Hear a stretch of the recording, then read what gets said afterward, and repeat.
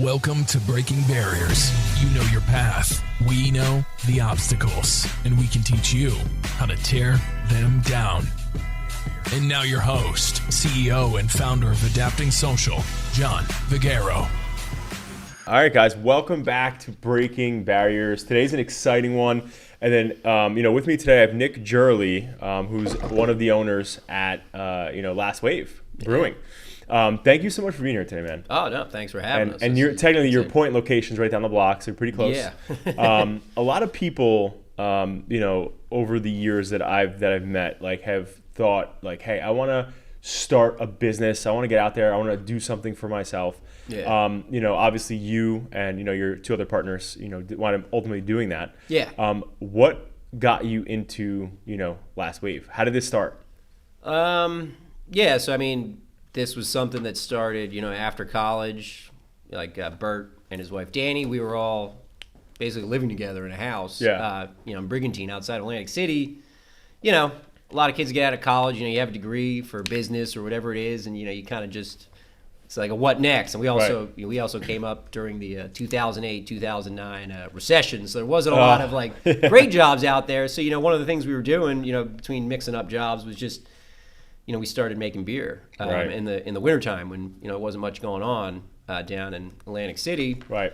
We couldn't surf. And, my business partner, Bert, was very mechanical minded, and we started homebrewing. And it started as just, on your stovetop. And then, he was, we get this piece, we get this piece, this piece. And then we're making our own recipes, and it kind of snowballed. And then, around 2011, the laws changed in New Jersey to make it a little more viable to do a smaller brewery. Before that, that's why you saw only big breweries. Kane, Carton were pretty big when they started because they had to be. Yeah. Because of the rules. And then right after they opened, it kind of relaxed. And then we were like, this is something we could do. Yeah.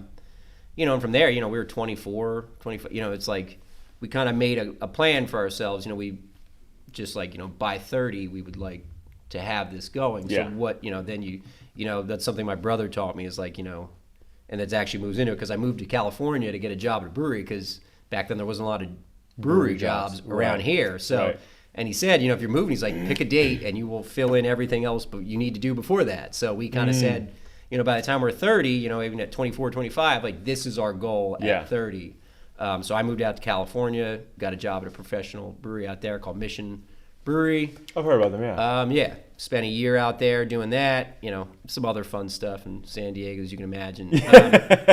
It was great. And, Bert stayed here and, worked on our recipes and just kind of put the piece together. When I came back, we started putting business plan together. You know, there's a lot of those things. I think the more you pre-plan and, look at it, it's not just like, hey, now a lot of times you hear I have this idea, I'm just going to, go for it. But, we've always been look at the pieces, what's the foundation, what's the goal, how do we start and end up here. Right.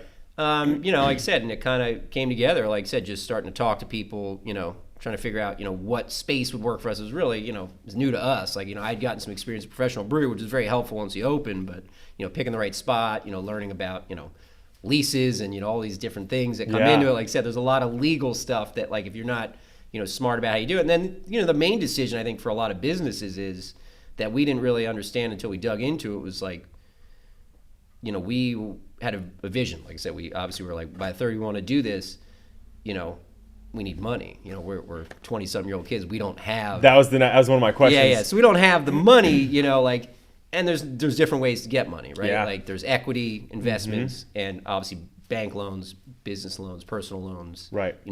How, what do we want out of this? What is the best way to get that? Right. And to us, it, equity was great because, equity is, the good thing about equity is you get the money. Yeah.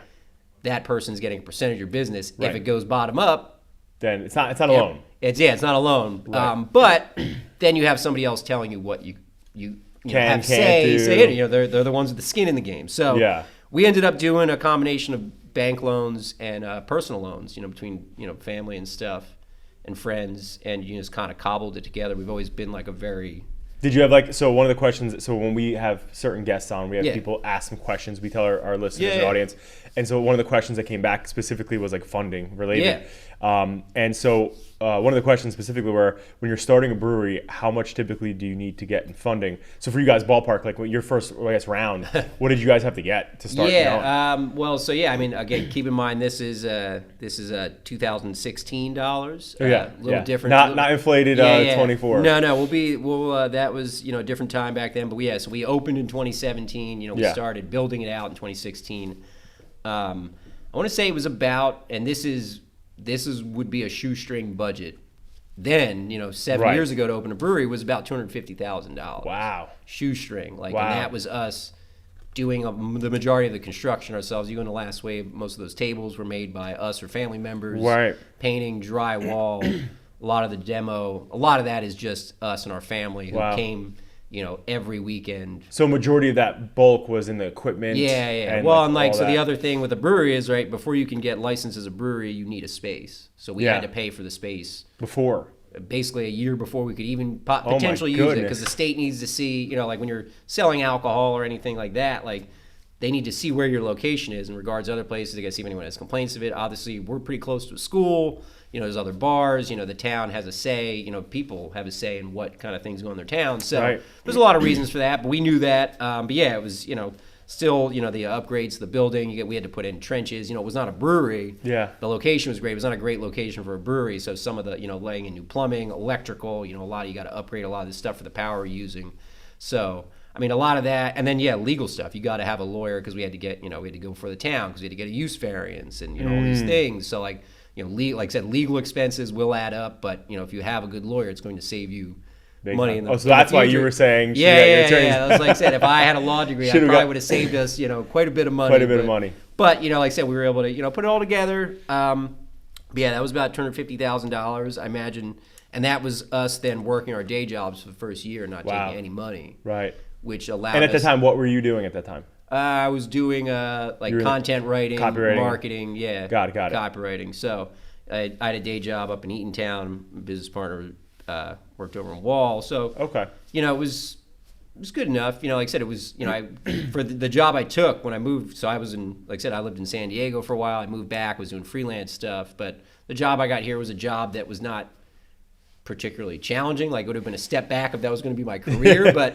For going for this thing, it was more of a I can leave, I can work here, leave this here, and then focus on what I really want. That's, I don't think there's any shame in that too. I think a lot of people get caught up where I want to do this, I got to focus on it. It's you got to make it work for your life, and I still needed to make money, pay your bills. Like I said, and you got to have all these things. So, that was a hard thing to do. I mean, we worked every day for a year. I mean, every single day for a year straight. And it went better than we expected. You never have any idea how something's going to go. So that was kind of our safety net. But at a certain point, then you do have to cut the strings. And we were able to do that, I think, a lot sooner than other breweries our size. There's a lot of breweries that are still, people that run breweries are still working other jobs to do that, to make this happen. There's a lot of things we could be doing that would make us more money with less time. But at the end of the day, this is something we care about. It gives us, flexibility in our lives that, that is special to us. But it's but at this point, you guys are all fully in Last Wave? Yeah. It was probably about 2018, early 2018, we committed to it full time.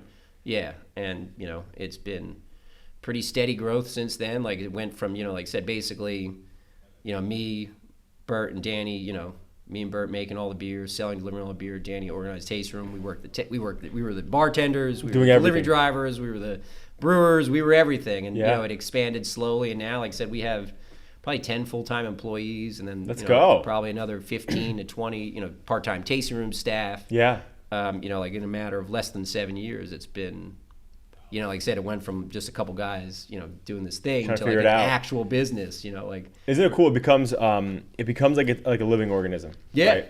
It's it goes from an idea and a concept to it's actually a child growing, right? Oh, that's the description we usually give it, especially opening a second space.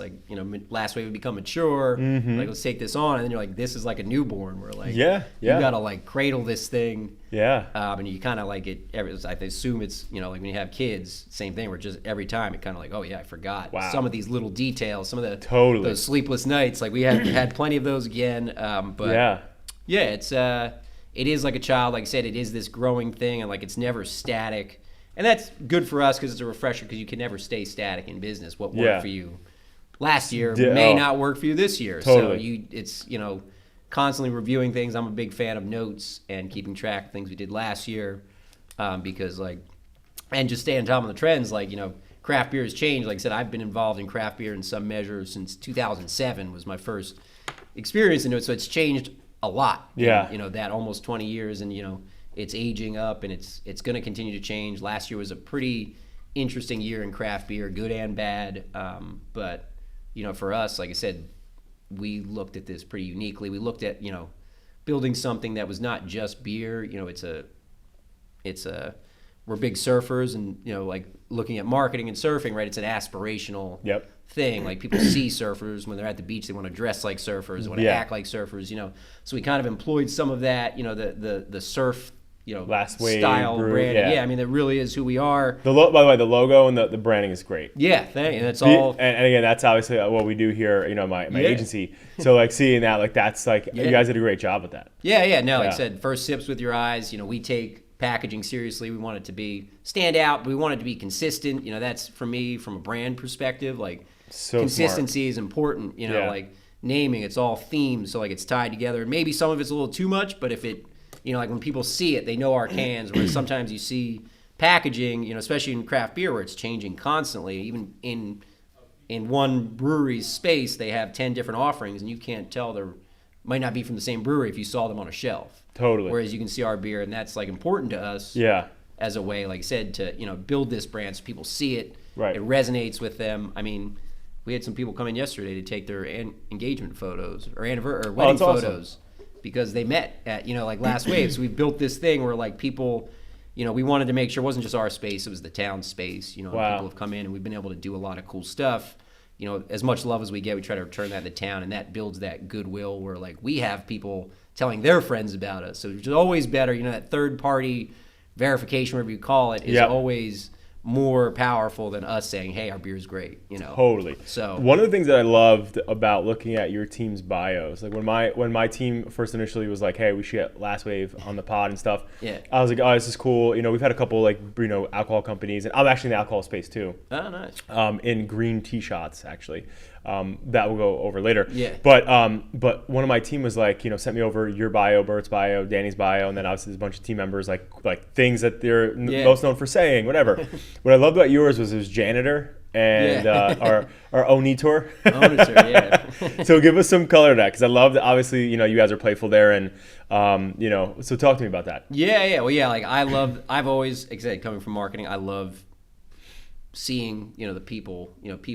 People are the most important asset. We look at employees as assets. Totally. The reason that people come in are the people that are behind the bars. So we take that, like I said, very seriously. That's something that's, we've always tried to transmit. For us, like I said, it is, we are the owners of it, but, at a certain point, something like this owns you. Right. So, yeah, I mean, the owner thing was just at the end of the day, there's a saying in beer that, brewers are just janitors that get to drink on the job. Because most of our job as brewers is you're setting up this liquid to allow yeast to convert it into this beautiful, beverage. We're just kind of shepherds of it. So we're just spend most of our time cleaning. Right. But at the end of the day, like I said, we are owners of this business. I sign the checks, but I also take the garbage in and out. I also, clean the toilet, whatever needs to be done. Whatever we gotta do. That's what we're doing. I did have in college. I did work as a maintenance and janitor guy. So it is. Okay, I do enjoy mopping too. It's Yeah. one of those things that every once in a while you need that kind of touch with reality, and we've always had that. But in this space, like I said, we're the ones fixing things when they break. It is our child, like you said. Yeah. It's one of those things that one day, we're gonna have meetings, we're gonna be talking, we're gonna be selling people the next day, like I said, scrubbing toilets or cleaning tanks or whatever it is. Whatever needs to get done. We don't look at anyone's job as too beneath rigid. Exactly. That's one of the things, especially in a business like this, we want to, I've done every job from, like I said, from cleaning kegs to, serving beer to bar backing up to, doing the high level stuff. And you have to understand what your employees are going through too, to try to, eliminate, any pain points for them. Because like I said, we want to make sure the people that are working for us want to be there. Yeah. It's not a lucrative field. No one's making a ton of money doing this. Yeah. But, if they want to be there, that shows in the quality of work, and we want to make sure everyone feels comfortable. So we never ask anyone to do something we haven't done or will do or will help them with. So, and that's responded well. We have a really good retention rate with employees, which like I said, it's always easier to keep employees than to train new ones. Totally. So where do you guys see Last Wave going in the next 5 years? Well, it is interesting. Like I said, 2023 was an interesting year in craft beer. It's going to be, I would say, an inflection point. A lot of people are stopping to look. We came through the pandemic, no one knew what was going to happen with that, like everywhere else. It ended up being some of the best years that craft beer ever saw, numbers-wise. But coming out of that, like I said, we're starting to see, like, craft beer has, matured as a market. And, the younger generation, there's a lot of different numbers coming through. But overall, people are drinking less. Younger people are drinking less. Beer is one of the things that, is like last year was the least amount of beer consumed in America since 1999. Wow. 5% is that reduction right? Overall, yeah. Wow. Those are the numbers we're getting. 5% reduction in sales. That includes, big breweries, Budweiser on down. It was a tough year for everybody. And it's just, it's changing taste. There's a lot more stuff available in cans, but do you think RTD cocktails, those kind of things. But do you think that has to do with, because I was actually going to bring this up, but so many more people now are so aware. Like, for instance, I got this thing called Whoop, right? I don't know if you've heard of this. Yeah, so I got it. My partner's in one of the alcohol business I'm in, Commodity. He tried to get me on this like a year ago, and he's like, whatever. Long story short, tracks your biometrics, your HRV, blah, blah, blah, whatever. And now again, this is a guy who, initially was a party animal. Like, and I can't even, like, the highest level of it, right? And long story short, gets this thing, starts to notice that, like, the drinking and how much it lowers your HRV, right? Your heart rate variability stuff and your health and recovery, whatever. So many more of these younger kids are wearing these wearables, and it seems like starting to drink less because of health conscious reasons and stuff. Do you think that's a reason, or do you think it's just shift in beer taste? It's like I said, I don't think there's any one like thing that is like changing. It's like I said, it's just a changing marketplace. Yeah. For us, it is a health thing. I think the younger generations are much more aware, seeing, like my parents' generation, it was like much more acceptable, just, the excessive, like I said, drinking. And it's not something like I said, I've never been, I mean, like I said, I've had a good time in the past, but like beer has never been about, volume for us. It's always been about, like our cans are tropical and approachable. It's something, to us, having a beer is a very specific thing. You can sit down. You sit down with your dad and have a beer is a lot different than sitting down and having a glass of wine. It's like it's a communion thing. But younger people, they're seeing there's a lot of calories, there's a lot of this, there's a lot of that. And it's not anything in large quantity is not good for you, but it's also a diversification of the market. You think about 10, 15 years ago, if you were going somewhere you had to bring cans, beer was the only alcoholic beverage in cans. Pretty much, you can get seltzers, what we call RTDs. You can get a Moscow Mule in a can, a tequila, water, all these things. So like now everyone has options, and not only that, there's always the thing that like I said, I'm 37. Craft beer when I was young was very new and different. You had to seek it out. It was like a club. Now pretty much every town has a brewery. So if I'm a young person, I see all these people that are 15, 20 years older. It's like I don't feel old, but I know that people younger than me look at this and I was like, oh, that's what my parents do. That's what, So at a certain point, it's going to lose. It's no longer new. We're no longer new. We're going to be 7 in May, it loses some of that. So, when we look at the 5 years from now, we just expanded, opened another brewery last year and, timing, it's not perfect, but the beer is coming out good. People love it. But for us, I think it's more about, fine tuning what Last Wave can offer, the local community, because we already distribute to the entire state of New Jersey. Yeah. We've started working on some key, more volume accounts. I think that for us is looking at, ways we can solidify ourselves here, because we have a strong base. The town, like I said, our tasting room does very well. Yeah. Very supportive in the local area, and the bars around here have been really good too. So good. Focusing on that, we're opening an event space. We get a lot of requests for private events, anything from first birthdays to wedding rehearsals. Wow. First birthdays too? Yeah, it's the best way to get, if you have a young child, the best way to get your friends to come out to your kid's birthday is to have it at a brewery. So wow. We do a lot of those. So that is another, way for us to kind of offer something else, and give us a new revenue stream. Right. Without really having to, make any huge investments. Because, usually summer's the big season here. Right. Once we hit the fall, we start to plan like what can we change this year, and throughout the winter we work on that. Like we got our own canning line to save money in certain ways. That was like a big expenditure for us, but it allowed our business to be more versatile and grow in a different way. So I think the next 5 years are going to be more about fine tuning it, trying to we're always conscious of costs change for us all the time. With commodity, grain and hops and yeast are all commodities. So really trying to fine tune, trying to lock in things that give us a good idea of how much it costs to make these beer. Where can we get it? Where are our opportunities? Where are our threats and weaknesses? And really trying to figure it out, because I don't think you're going to see, craft beer experience essentially for about a decade, almost double-digit growth year over year. Yeah. And last year was the first year where that kind of just stopped. And, we've seen some announcements from Flying Fish declaring bankruptcy. Some of these bigger breweries, Forgotten Boardwalk didn't get their lease renewed by their landlords, so they're up in the air. I think Elementary was a big one up in North Jersey that just announced they're going to be closing. It's a lot of, inflation definitely took a pinch, and just like I said, there's been, numbers are down, and 5% for some businesses, that could be the difference between life and death. So totally, for us, Last Wave is pretty, consistent. We've been very lucky with that. We can withstand some more of that, but it's more about, I think, going to be more about being smart and seeing, and being adaptive. We just started putting hard seltzers on tap. We're not allergic. We love beer. I did see that. We do love beer, and that is our passion, but we're not allergic to money, and we want to. And the other thing is, you want to. Nick, don't be allergic to that. Yeah. We want to offer things that people are looking for. Yeah. So if it's in our legally, we're allowed to do it, and we can make it happen. We want to. We're working on gluten-free beer. My business partner Danny, after her first child, realized she was gluten intolerant, or that kind of changed. So we are working on some gluten-free beer, because it's something else we can do in some way that, offers somebody that, normally couldn't come in here. We're trying to look at new markets, new people that could be, introduced into this craft beer / Last Wave world. Because, it's, here we're part of a tourism economy too, where people come down here now. We've become part of their routine when they come to Point Pleasant. There's so much to do here.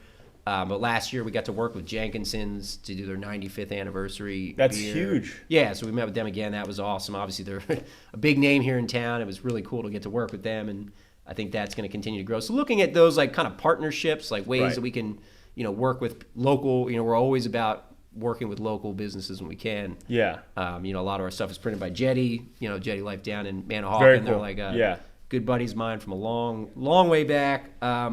Looking at different ways we can get involved in the community to build that relationship, with, other stuff. We try to keep it on brand. We now every summer we sponsor the Point Pleasant Beach and Point Borough surf teams. Oh, cool. And we do a big board swap at the brewery where people donate old boards and they raffle off, and it raises. Nice. I think in 2 years we've raised over $5,000 for the split between the surf teams, and it's a lot of fun. So things like that we want to see more kids out there surfing.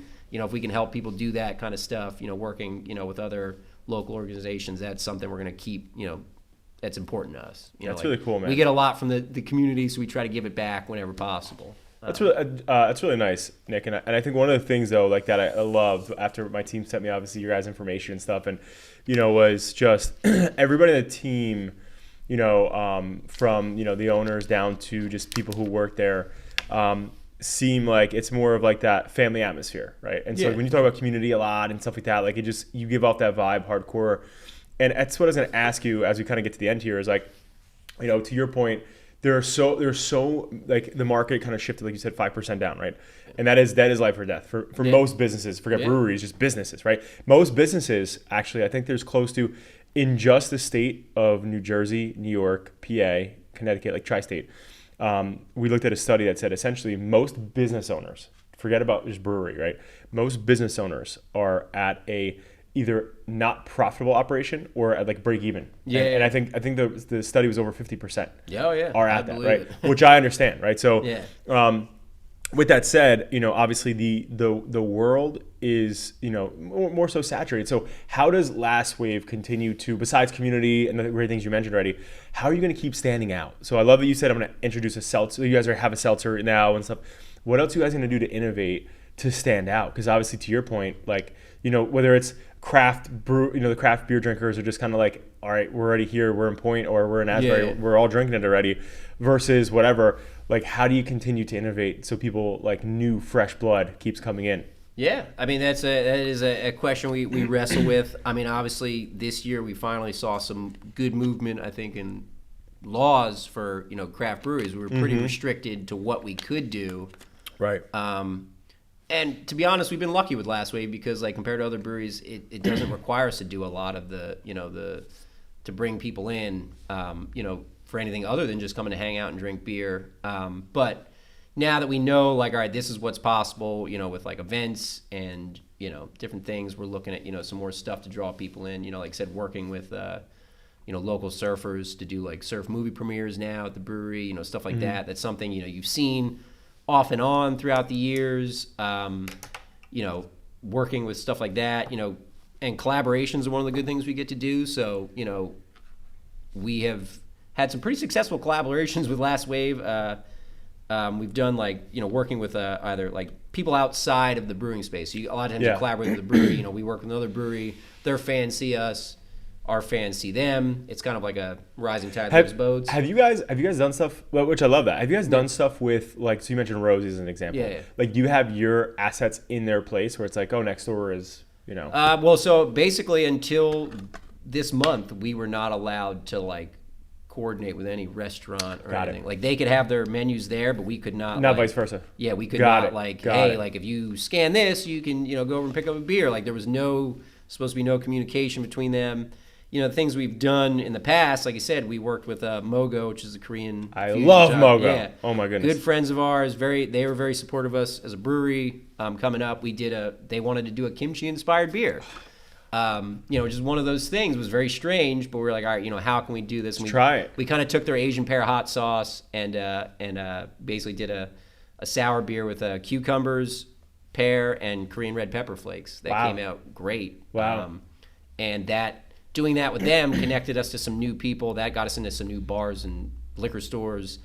We did a similar thing with at Thanksgiving. Hogitos does a Thanksgiving style sandwich. Yeah. We do a salted cranberry goes. Come on, natural. Yeah, so that was one of those things that got us into new spaces. So like I said, looking outside of the beer world, something we did before the pandemic, I would have loved to bring back. We did our own hosted at the House of Independence in Asbury Park. We did like a surf movie clip. So we had R.I.P. man, they went out. Yep, yeah. That was a tough one for Asbury for sure, and for us as a business. Like I said, we lost some business because you do stuff there. Oh yeah. Well, yeah, we sold a lot of beer there in the beer garden, which is coming back. But so like we basically had a video submission contest for surf. It had to be a wave surfed in New Jersey throughout the year. We threw a big party there. Got funders donated. It was like $2,000, $1,000 to the surfers, $1,000 photographer, had bands play. Right. The pandemic kind of put the kibosh on that, but it was it was a way to kind of tie us into this surf community as a part of that. Yeah. And we've kind of continued that throughout the years. We just worked with, last summer we worked with this local surf wax maker. It's an eco-friendly surf wax company called Wave Maiden. It was really cool. We did a beer with them, did a big party, raffled off a surfboard, so for us, it's really tying ourselves to something beyond beer, right? We're part of the surf community in New Jersey, which is constantly growing. And again, like I said, it's kind of one of those things, even if you're not a surfer, you see that and you're like, oh, wow, look at all these people, hanging out. Totally. So I think we are going to focus on the brand. One thing we're going to start to do is A-Frame, which we've dropped off some A-Frame. That's our best-selling beer. It's probably about 50% of the beer we make now. Get out of here. This year, one of the plans is to really focus on that because that's one of the things we're seeing as a thing craft beer was always here's the next new beer, here's the next new beer, here's the next new beer. For us, A-Frame, the more we've made, the more we've been able to sell. Right. Because it just fits in this nice pocket. So we're going to look at really kind of going more for that emotional, right now you've been able to get A-Frame now for 7 years, kind of showcasing that in a lifestyle setting. Some of the better breweries that we like, it's not just drinking the beers. What are you doing when you're drinking? What do you, to us, it's after you, call them PLBs, parking lot beers. After you're done surfing, right. Part of the surf session is sit down with your friends and drink a beer and talk about, So, I mean, that's for us, beer is about storytelling, surfing is about storytelling, kind of that lifestyle of if you're, to us, I guess we kind of the way we explain Last Wave is the name. So Last Wave in surfing is a curse. Like if you say I'm going to get my last wave, like it's bad luck. Yeah, it could be bad luck. But the idea of that is like, right, you want your last wave to be the best wave of your session because that's the one you're going to remember. So you don't call it out. You just ride it and you know. Yeah. Like this is it. Like I'm out. Yeah, so that's like you want that to be the best wave. So that's kind of the idea with that name is like when you drink this beer, you know, we want you to remember that kind of like experience till the next time you get together with friends and family you care about to enjoy this experience. So like that's kind of that tie between the two, and that's something we need to like, you know, come back and reflect because there's been, you know, we have over 15,000 followers now on Instagram. Like it's a big thing where like, you know, there's a lot of new people. It's like I was at the taste room last night. There's people who've been coming in literally almost every week since we opened. And then I meet people like, oh, I come in there all the time, and I've never met, you know, just because I can't be there all the time. Like we picked up so many regulars, and it's really hard. You know, we try to keep that going, but it's really just, you know, for us, like I think refocusing on what makes Last Wave special, what the beers are. Yeah. You know, some of that, like I said, like the humor, the personality. Goes a long way too. People want to know the story too. That's something that never goes away. They care about, you know. They do. Like, you know how we got here. You know that we are just a couple of friends that, you know, saw something that we wanted to do and worked really, really hard. I don't think people always see like the amount of time and effort that goes into like doing your own thing. Yeah. And all the struggle and frustration that goes with it, you know.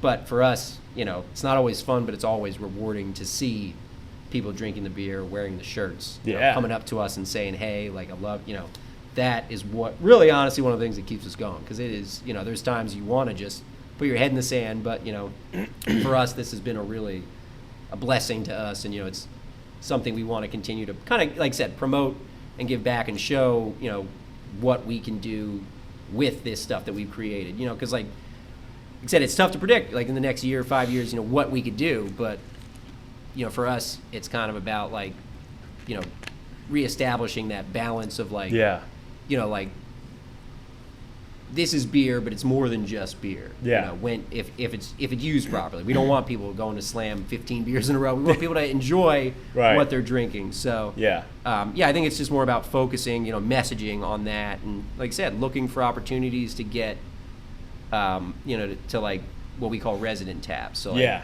we have bars in town that only carry, you know, they just continually carry the same beer from us, you know, working with different places like that, looking to expand into places that wouldn't normally sell craft beer.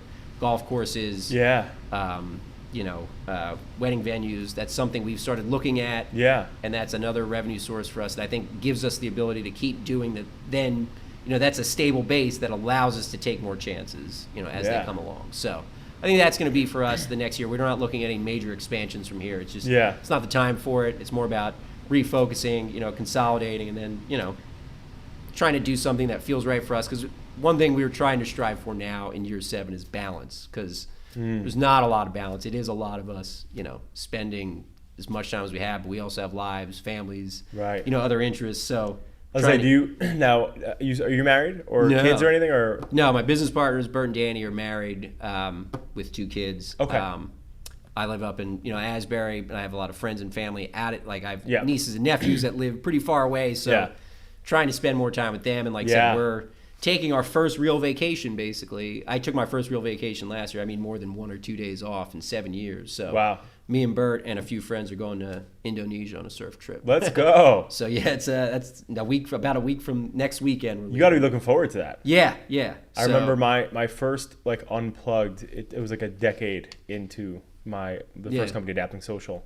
You know, that was the first time I did that, and it's not easy to do that, especially when you're grinding and you're building something. And you know, the one thing that I will say though, as we wrap up here, is, you know, we most of the liquor companies, I've let you know, I'm an owner in one.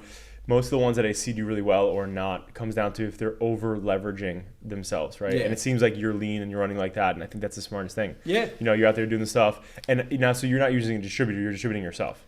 Well, so the last year when we opened our second space, we realized, you know, we self-distribute in Monmouth and Ocean County now, but we did move to a distributor that handles the rest of the state. Yeah. Wild Air Beer Works, which is our new space in Asbury Park, which is definitely something to check out. That's focused, basically, it's kind of a niche thing, focused on lager and wild beer. That's going to Philly now too, which has been huge for us. Oh, cool. Okay. So, trying to expand maybe that. But, yes, we work with distributors outside of Monmouth and Ocean County just because. Okay, makes sense. At the end of the day. You're driving all over the place. Yeah. The cost of, upkeep of vehicles, paying, tolls, gas, all that stuff. Totally. That becomes fixed cost now. I know. We know the percentage distributors taking now. Yep. It's been a good move for us, I think. Like I said, and that gives us a little more time and energy. So yeah, it's like I said, that's something we looked at to kind of change how we were doing it. Even though we were like, we're always going to do all this all ourselves. You got to look when the opportunity. Like I said, 5 years ago wouldn't have made sense. Yeah. Maybe 2 years ago wouldn't have made sense. Yeah. Last year it made sense. We made a change, and it's been going good. We actually get it back. We got the distributor coming to pick up beer this afternoon. So yeah, that's good stuff. It's been good. We got some more cool stuff coming. So well, dude, Nick, I'm so, first off, I believe time is one asset we don't get back. So yeah. You spending it here with us today. I know you're busy. You're busy. Entrepreneur, business owner, running there, doing your thing. So grateful for your time here with us. For the people that are local, that say, hey, I want to, come check this out. Where can they find you? Yeah. So our tasting room is located at 601 Bay Avenue in Point Pleasant Beach. That is right downtown, right off Arnold Avenue. Tasting room's open Wednesday through Sunday. During the week, it's 4 to 9. Saturdays, 1 to 9. Sundays, 12 to 7. If you don't get us those times, you will see it as a lot of the bars around Point Pleasant Beach, up and down the Jersey Shore. Any of the Spirits Unlimited stores, wine outlets. There's probably about 150 different places you can find our beer throughout the state. Oh, good. And growing. So, we'd love to have people come hang out in the tasting room. We're dog and child friendly. Got the outdoor beer garden going for the summer. Cool. And if you're looking for private event space, we're doing that now too. So, I will most likely take you up on that, actually. Yeah. No, like I said, we're looking to do stuff different. We're always open to ideas. So we love when people from the community come to us with ideas, do different things. Yeah. So, yeah. Well, Nick, thank you so much, guys, for watching this. Go check them out. Last Wave Brewing on IG, all major platforms, on social, their website, and local in Point Pleasant. Great team, and so grateful to have you in town. I've been there a couple times, and my team out there and the team all throughout the state around here that's local all loves your guys' stuff. So I'm excited to continue to see you guys grow. Absolutely. Thanks for having us. We love what this town's about, and it's good to have such a diverse mix of businesses here. And different people to network with, and I appreciate your time taking it to talk about beer. We could do this all day. So. Well, I'm glad we had the janitor and owner. Yeah. We're both glad to be here. Yeah, good to have you, man. Thank you. This is Nick Jiorle from Last Wave Brewing on the Breaking Barriers podcast. I got to sit down today and talk about how we got started from a idea and funding perspective. What that took to pull that all together.